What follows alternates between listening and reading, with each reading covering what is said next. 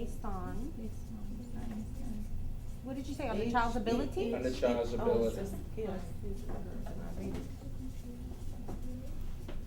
I mean, what comes to mind for me are the students that I tend to have every year in my classroom. There's one or two that I feel like the parents have maybe given their child too much independence on what they can actually handle by themselves as an 8-year-old.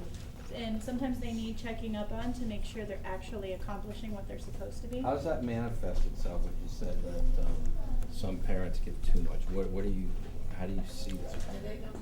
They don't check up behind their child. They feel like their child should be responsible already for that. And unfortunately, that's a nice idea, and I want to foster independence in my classroom, but not every child is built that way. Like, for example, this particular week I had a child who every day he's telling me he has no pencils. I'm like, you have to bring pencils to school, you have to. And I was like, write it in your journal, like, how can you get this accomplished? You have to tell your parents that you need pencils. So it went on for a couple of weeks, and the kids were getting tired of lending him his pencils, so I finally had to intervene. I finally sent, his guardian an email, and I said, he doesn't have them. Could you tonight, I'm trying to foster the independence, could you ask him, does he need anything for school, and see where it leads? And she said she had to ask him twice, but he finally told her, I need pencils. So, it's like you're trying, but you have to check up on your kid too, and ask them, what do you need, because a lot of kids aren't going to tell you, I need pencils. They don't think about it, school's over, they've moved on. So, anyway, just that, but it's a balance, determining what they can do. Okay, so let's do this. Let's have 3 team captains. We'll do Heather, Urs, and Michelle, and as 3 teachers. That makes sense. And then we will split up, and we'll take 3 months each, or actually 4 months, because then that would be 12. And then we'll go through this process, and I think we'll obviously go that much quicker with smaller groups and such. So let's just pick. Let's see. So this will be When this is on the placemat, what is its purpose? Can you just clarify this purpose of what we're doing right now? I get the hierarchy and all that. Right. Just tell me how a teacher and or parent will use these sentences.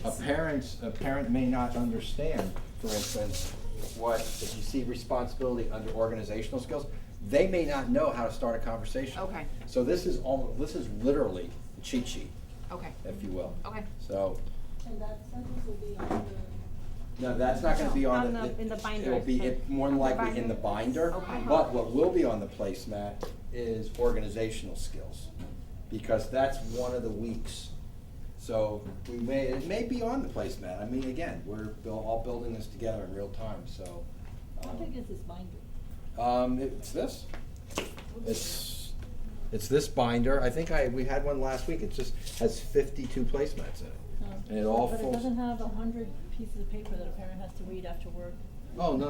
It's a I'm trying to weekly. figure out how to do this. Oh, no, at all. and There'll be an then- orientation at the beginning, and then some type of communication with the parents. And again, what's key, and this was brought up last week, is to really keep it simple and stupid. Right. And because if it becomes an assignment, then it's going to the back of the list. Right, and Exactly. then how do we expect teachers also to use this? Just so we're all on the same page. The cheat sheet for the parents, I get. Right. And teachers, basically the same thing?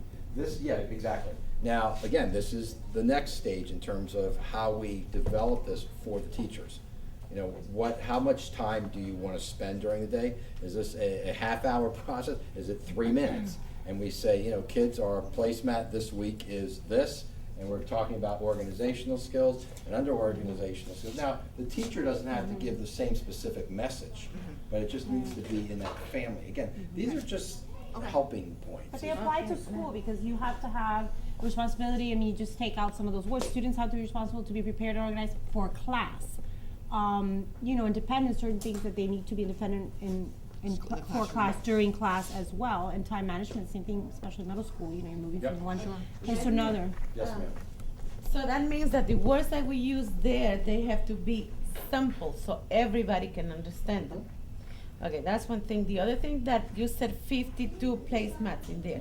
Are they gonna give these 52 placemats to each one of the parents or each one of the kids? Each kid will have and again, this is all part of Yes, the process, how we're yes, gonna build this. all the kids may get a journal, and then once a week, they may be given a placemat. That was my suggestion. It could be like once a week or maybe have them like per month, but not 52 at once because then that's gonna be a chaos. This Then- is why we're doing this. It's whatever works. And- When you order, like, again, the way this started, when you buy family table time online, you get the whole book. So part of the idea, again, was, how do we use this concept, but personalize it for, schoolhouse to your house? So, everything's on the table. We're looking at every opportunity and option here, so. And then the third question is, okay, if we're looking as you said, at parents and teachers, how are teachers gonna be monitoring this? Is this gonna be weekly? Because it cannot be per day because the Right. placemat is per week. We had spoken So- about this briefly, and I mean briefly, a couple weeks ago, and we talked about it being a possible entry in the agenda somehow. But Okay. again, it's open, we don't know. So it's whatever works the fastest, the easiest, and most effective. That's the reason why I'm here. Right. Because I want to learn how to sit around the table with my kids and discuss all these things. So I am getting a lot from this. So Yeah. I'm sure if you want the best for your kids, people will get a lot Sure. from it. And what's interesting also is that it supports the teachers at home. Yes. And by doing this at home, you're showing the kids that, your teachers do this all day. It's showing increased awareness for the teachers, support for the teachers, and respect for what they do. Because when you think about it, most interactions that you have are assignment driven. And my teacher said I have to do this at home. Well, now we're changing what that at-home dynamic is about. That it really is about that partnership.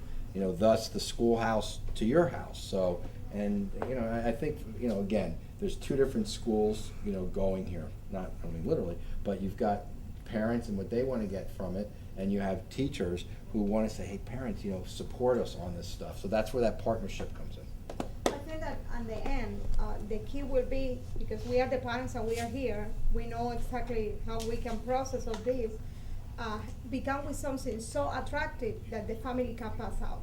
That's Right. the idea. And Become with something that the kids come exciting, the parents come exciting, Right. and they say, this is fun, we wanna do it. And And it's ideally, healthy for our families too, it's something. I'm sorry, ideally, what we would do is have a kickoff PTSA meeting or be part of a PTSA meeting and say, we're going to launch this, and have everyone, show up and you go through the process. Now, we're also talking about, we were talking a bit about the spaghetti dinner on the 19th in terms of introducing maybe a smidgen of this concept. Since everybody's gonna be eating, perhaps we printed up placemats right then and there, like sample, just and it may be just basic stuff, but, so I'm thinking about that, but that'd be kinda cool. Okay, so, So to base it on resolutions, right? When you were talking about it. Not, the idea of not giving up, The Right. days that you come sometimes, that maybe once you have Set your set your goals, sometimes I see that the kids feel so bad because they are maybe not give up, And it all depends on the kid. That's exactly, and that, I Or think we should mention discuss that the also. importance of not giving up. oh, yes, okay. Healthy competition is good. Once goals are set, Right. comma, Okay. discuss importance Of not giving up. until Because that has to be disclosed also, that the kids. Goals are- feel like, goals are met. okay, like, Yeah.